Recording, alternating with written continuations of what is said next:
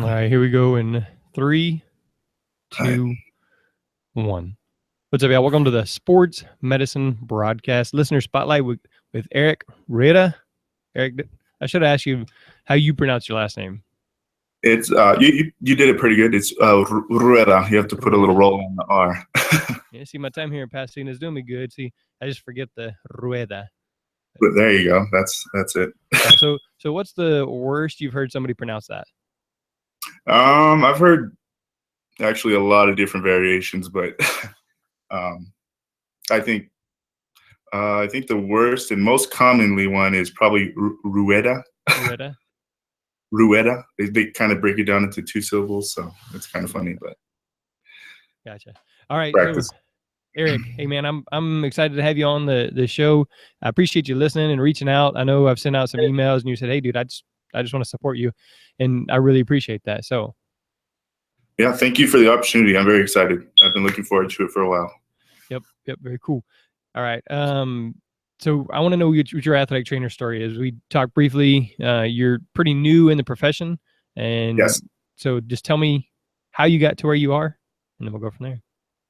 Sure. So let's see. I heard about athletic training in high school. I had a couple of friends who were actually in it. I was never in athletic training during high school. I was actually never in sports.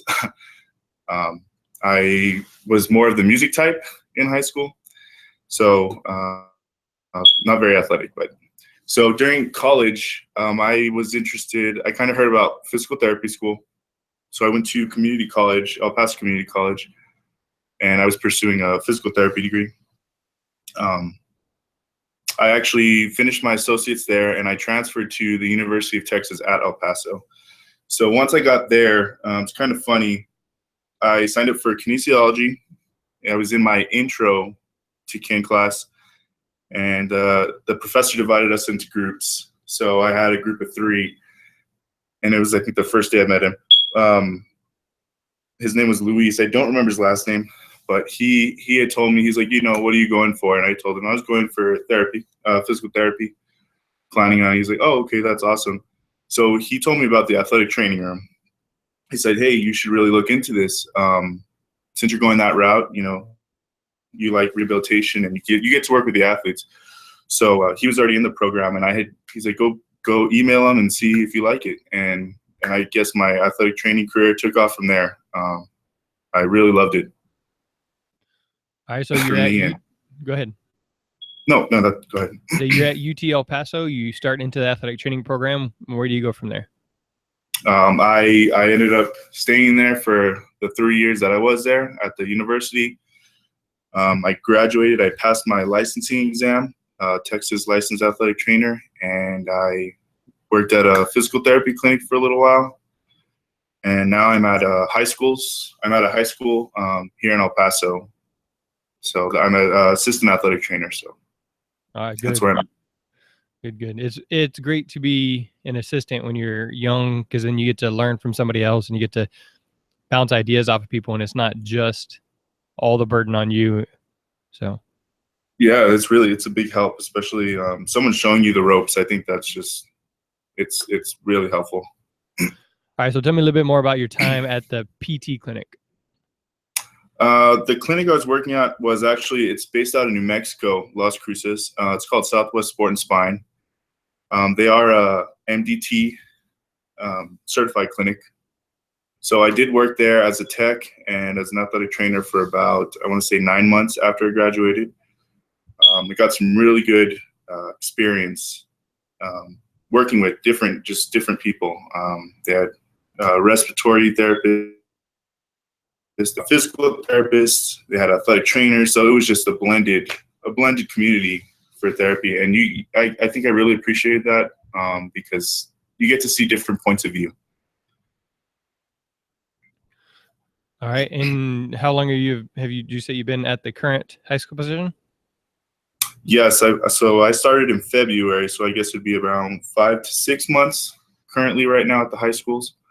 And we're winding down here. So I think like 2 more weeks and then it's summer break. So very good. All right. So what are your plans for summer break? I plan to attend SPATS. Um, I'm planning to take the sports medicine course. That way I'm able to teach sports medicine next year. And that's about it right now. Gotcha. Are they doing that sports medicine course at Spats?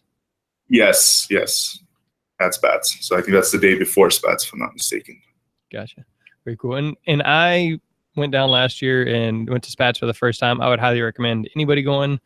It is a very good workshop, good content. It's very enjoyable. The extras are the little social hours and the time off that they give you. And last year they had breakfast tacos for us each morning. So it's a highly enjoyable workshop. Is not unreasonable. You can find a little condo or something down there or a hotel room. Either way, I would highly recommend Spats. So, all right. Great. So, Eric, let's hear a little bit more about you, your story. You're married. You have one kid, right? Yes. All right. So, how has that played into your job as an athletic trainer? Well, I'm a parent, and now I got no, being a parent is a lot of time and a lot of duty.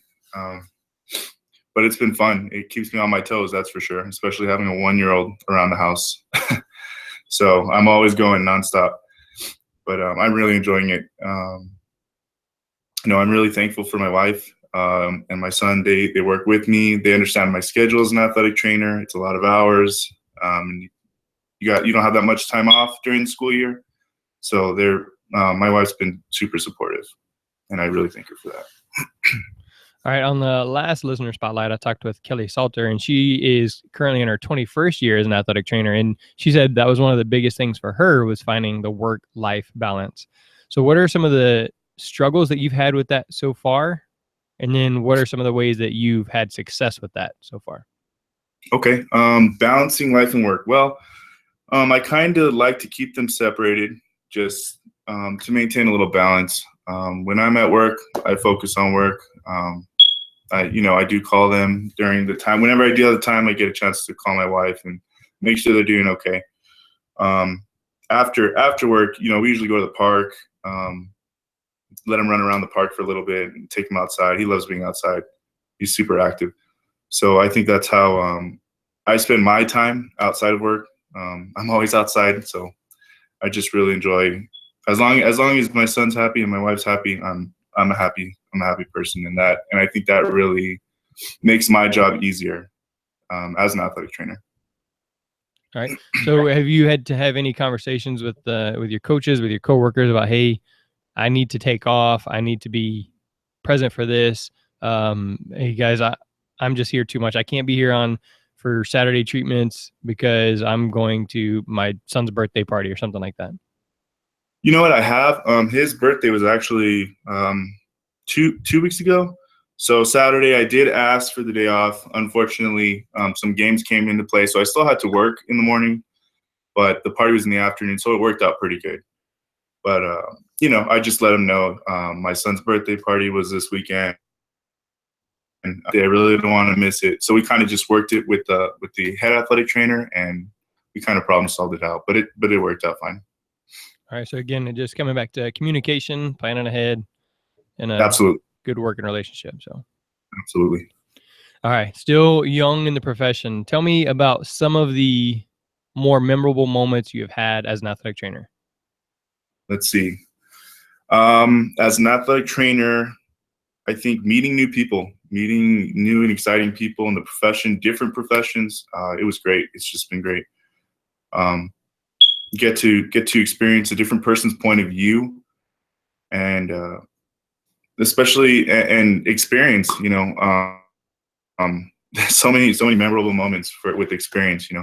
For one, I guess one example would probably be when I was working at UTEP.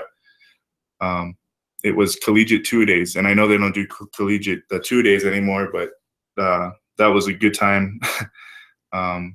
Really make it or break it kind of moment, where it really builds character to see if this profession is for you, because it is a lot of time, it's exhausting, and you're there all day. So I think that was a good time. All right. All right. So kind of along the same notes, people usually remember big injuries. You know, when we had a girl fracture her femur, she's out there playing soccer by herself. Obviously, the story of our kid passing away, those are huge injuries. You know, the first time I saw a kid with a radial ulnar fracture, and you know, he has that little S shape kind of thing. So, what are some of the Right. injuries that you've seen that really stick out in your head? Let's see, a lot of dislocations. I think there was one time we were at Rice University in Houston. We were playing against them. It was towards the end of the game, and one of the O linemen, I think he must have had his arm open, and it came straight towards his arm and popped it out a little bit, his shoulder. So we got him off to the side, and Dawn Hearn, the head athletic trainer there, she needed some help, so she pulled me over, kind of stabilizing his shoulder the best we could. So you got this 300-pound lineman. We're trying to get this pads off, and his arm is just in such an awkward place. And we were there for about 5 minutes just trying to get the shoulder pads off. And I think we finally ended up sliding it off, and it popped back into place naturally. And he just felt so much better. But I think that was one pretty good memorable moment. Another one I had was I was doing some volunteer hours at a high school just to see different kinds of setting for athletic training. So it's at a high school game. It was another football game as well. One of the students got tackled pretty hard. He ended up on the floor, and he wasn't moving at all. So it was me and a friend of mine who's also an athletic trainer. We were the only ones on site there, so we went to go assess him, check him out. The student looked, he was dazed, he was confused. He felt sick, and he had no recollection of anywhere he was, what the score was really big. That's why I guess a lot of concussion came into play, but he really damaged his neck too. He said he kept complaining of his neck, and he wanted to get up. And I think that's where a lot of the practice we do as athletic trainers comes into play for situations like that. So we stabilized the C-spine. We got the helmet removal off. We got the face mask off. We got the helmet off, and just stabilized him until EMS got there. And they put that cervical spine collar on, and they finished up. So those two were pretty memorable for me, at least. Yeah, spine boarding an athlete is always memorable. I think I've only done it for like a spinal injury one time, when we've had to move them off the field using a spine board, or now they slide that little bag thing underneath them. That kind of thing is different, but spine boarding an athlete, I've only done that once. So that's, yeah, really never thought I'd end up doing it. I really wish I hadn't done it, but that's what you're prepared for. That's why you practice and practice and practice.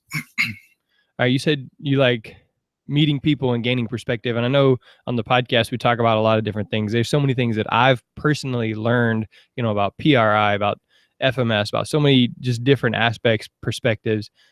What is something that you hope to learn more about in the next year? The next thing I want to learn about, I would say, I think concussion's a huge topic right now, and it's continuing to be a huge topic. I've read articles related to, I've read a couple articles recently that relate to death due to concussion. I think that's a huge problem. I'd be interested in possibly doing research someday to help with that. And even rehabilitation. I'm a huge fan of rehabilitation. I love exercising, getting the athletes healthier, and just you should be, and that's on the field. All right, so rehab techniques would be a big thing, and then obviously better management of a concussion. Right, absolutely. All right, so again, you're 2 years into the profession, but obviously as an athletic trainer, that's a lot of time. So what advice do you have for somebody who is, 2 years behind you? 2 years behind me. Well, it's hard. I would say, no matter how you feel, I think the most important thing is, you have to never give up. You have to be committed. No matter how you're feeling, you got to get up, dress up, and go get it, and never give up. no matter how you're feeling. If you're stressed, if you're feeling just you don't want to do this today, at the end of the day, you'll feel a lot better about what you do by just going in there and giving it going in there with an open mindset and willingness to learn in anything you do. Okay. If at the end of your career you were going to write not the epitaph or whatever it is that they put on the gravestone, you know what I'm talking about? Sure. So basically you're writing that at the end of your career. What would you want that to look like? What would you want that to include? That's a good question. I guess my name and probably a quote. I guess that's about it. I mean, I'm a pretty simple person, I'd say, but nothing fancy or, you know. So do you have a favorite quote or something that you say often, maybe that the kids kind of nickname you as, like, oh, that's the ice guy, or, oh, that's just the foam roller guy, that kind of thing?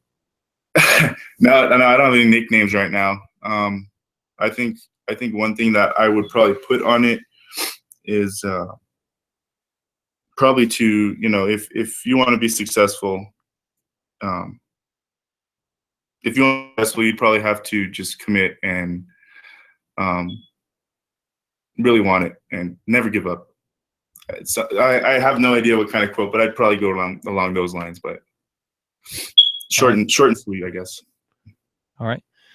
So if you're gonna call 3 people today and thank them for helping you get to where you are right now, who are they going to be, and what are you going to say to them? So the first person I think I'd call would probably be Don Hearn, head athletic trainer at University of Texas at El Paso. If I would call her right now, I'd probably say thank you.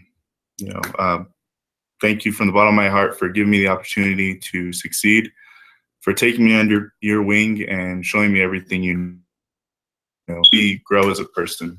I think that's what I would tell her.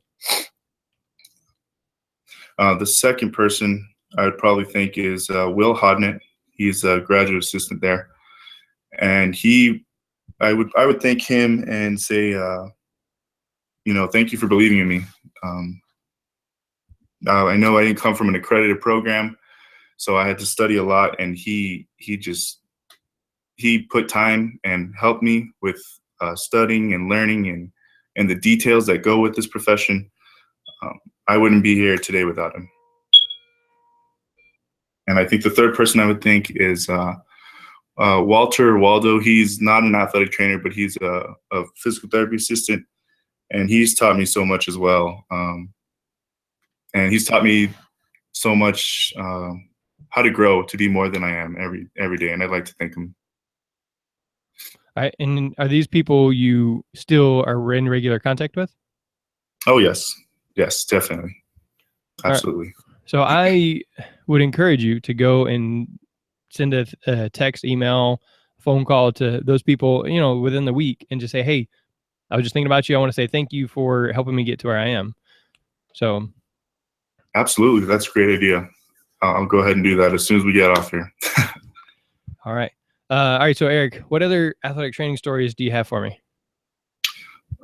Let's see. As a high school athletic trainer, it's a different setting from what I was used to. So I worked at collegiate, I worked in a clinic, and now I'm at high school. I think there's a lot of different injuries at a high school. You see all sorts of stuff. This weekend I had a elbow dislocation at a soccer game, so that was pretty interesting. I've had a patella dislocation, had a couple breaks, ACL, post-op ACLs, so a lot of different injuries in the student population compared to a clinical setting where it's mostly sedentary individuals and post-op people, clientele. So I think that's been pretty interesting settings and the different techniques used. First elbow dislocation is pretty intense. Right. Yeah, I was there was 2 games. So I have a feeder middle school that I work for as well. there was a high school softball game going on, and they had just finished, so I was clearing up. I was about to head over to the middle school just to see, because they had a 8th grade soccer game going on. So I get a call from the head athletic trainer, and it was her day off, so she had the day off. She's like, "Hey, you know what? One of the coaches don't have your number. There's something going on at the soccer field." So I dropped everything and took off over to the middle school. And sure enough, there's an 8th grader there with laying there. She's crying. So I checked out her elbow. I felt that condyle, knew it wasn't in place. So splinted it up and gave her a brace, and then had her parents luckily the parents were on site, so I talked to them and they took her to the ER. So yeah, really interesting. But I love the students. The kids are great, especially the 3 students I have, or the 3 students that my head athletic trainer has. They're just hard workers, all of them, and I hope they continue. If they really like this, I hope they continue in this profession, because they're doing an awesome job, outstanding. Very good. All right, Eric. Well, I appreciate you reaching out to me, just responding again to the emails, messaging on Facebook or whatever. It's really important to me to hear from people saying, "Hey, I enjoy it. Hey, thanks for doing this," even if it's just something that simple. And so I really appreciate you. I'm really thankful that I have the opportunity to do the podcast, that I'm here at the school, that athletics is going on right now while we're talking, and Bill's in there taking care of that. Just because we've been able to work and communicate and things like that. And so thank you for being part of the Sports Medicine Broadcast. And whenever I get this one posted, I'll send you an email, but it'll be sportsmedicinebroadcast.com/Eric Rueda, which is Rueda for anybody listening, not speaking Spanish. Well, thank you so much again for the opportunity. I'm a huge fan, and I love what you all do. I try to listen almost every day when I have the time, but I'm trying to keep up with episodes. There's so many, but they're all interesting. I love it. So much information. I've learned so much. I can't be any more thankful than that. Thank you so much again, Jeremy. All right. Thank you, sir. Hang on just one second.